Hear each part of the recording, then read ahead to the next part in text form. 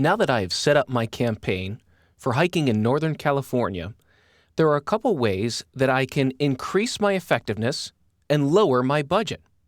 You see, the goal of pay-per-click marketing is to continue to grow and optimize your campaign and spend the same or less amount of money, but still reaching the same amount of visitors. You see, there are 5 main ways that people lose money using AdWords as their primary marketing vehicle. The first way that people lose money is that they measure the wrong things.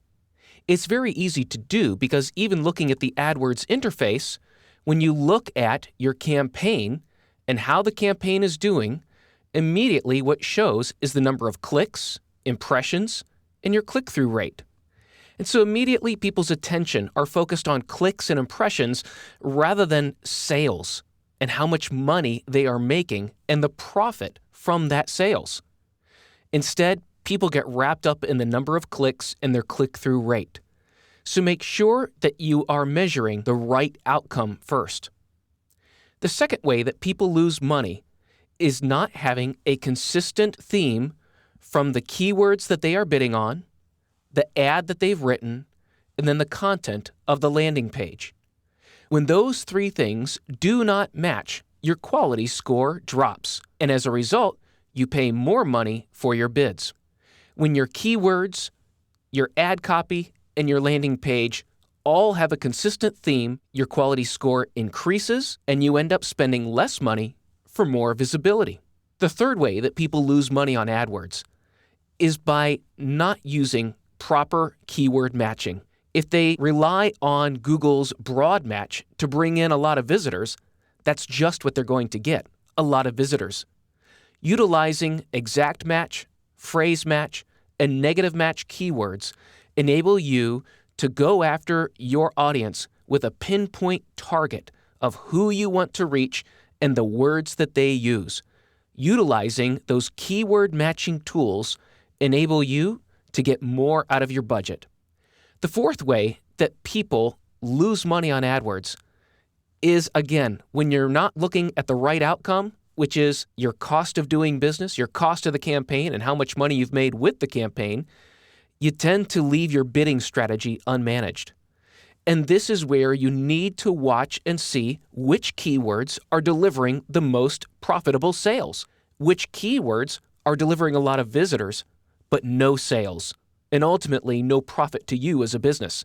You need to keep a close eye because if you don't, you are spending money every day to keep your campaign alive, but you want to be sure that you are bidding on the right terms and that you're spending the right amount of money to get the results that you need. The fifth way that people lose money is that they consider pay-per-click marketing to be a set-it-and-forget-it proposition, meaning they set up their campaign and they never come back and check on it. They never make the necessary changes to improve the campaign. There are a number of ways that you can constantly improve the effectiveness of your marketing.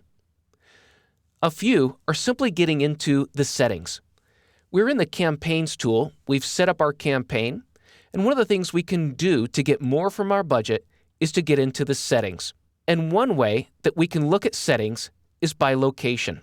Right now, my bidding for the keywords of Northern California hiking are open to anyone in the United States. However, from my keyword research, I saw that nearly 100% of the people searching for Northern California hiking keywords were from California.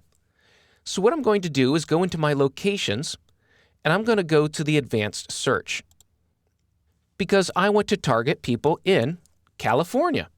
It makes much more sense that if that's where the majority of my searchers are, that I target my marketing to the state of California. The more people that see my ads outside of California, well, they're less likely to buy.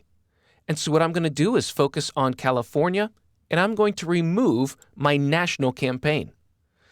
See, now I've limited my ads to only 55 million people. I can also maybe create a different ad campaign, and I'm going to focus it on Sacramento because I know that's Northern California.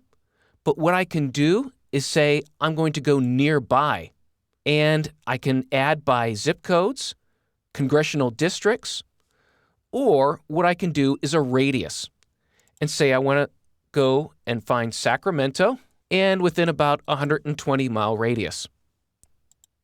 And it has automatically added all these different cities, even in Nevada, and I can add each one of them. Or I can add them as a nearby. You see, now I'm targeting the right amount of people in the radius that is specific to Northern California.